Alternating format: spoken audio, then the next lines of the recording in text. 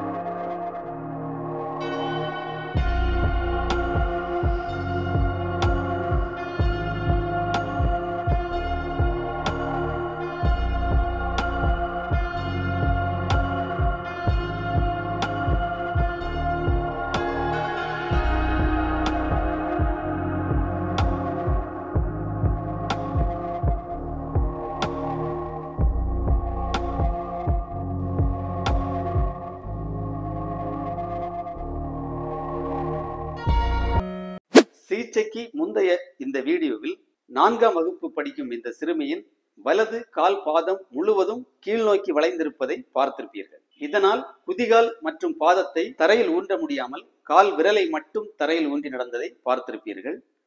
வலது கால் மூட்டும் பின்னோக்கி வளைவதையும் நீங்கள் கவனித்திருப்பீர்கள். இந்த சிறுமிக்கு சுமார் 70 நாட்கள் சிகிச்சை தரப்பட்டது.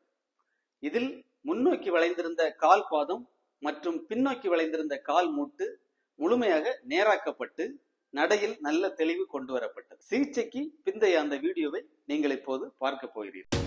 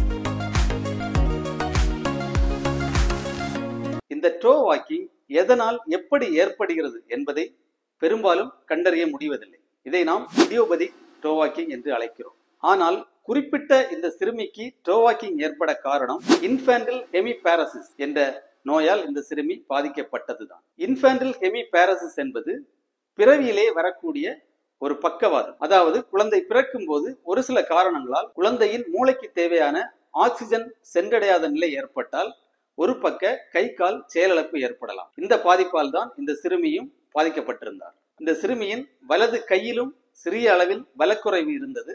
அதுவும் முழுமையாக சரி செய்யப்பட்டது. இந்த இன்ஃபேண்டல் ஹெமிபேரசிஸ் என்ற ப்ராப்ளத்தால் பாதிக்கப்பட்ட பெரும்பாலான குழந்தைகளுக்கு பாதிக்கப்பட்ட காலின் உயரம் குறைவாக இருப்பதற்கு வாய்ப்புகள் மிக மிக அதிகம்.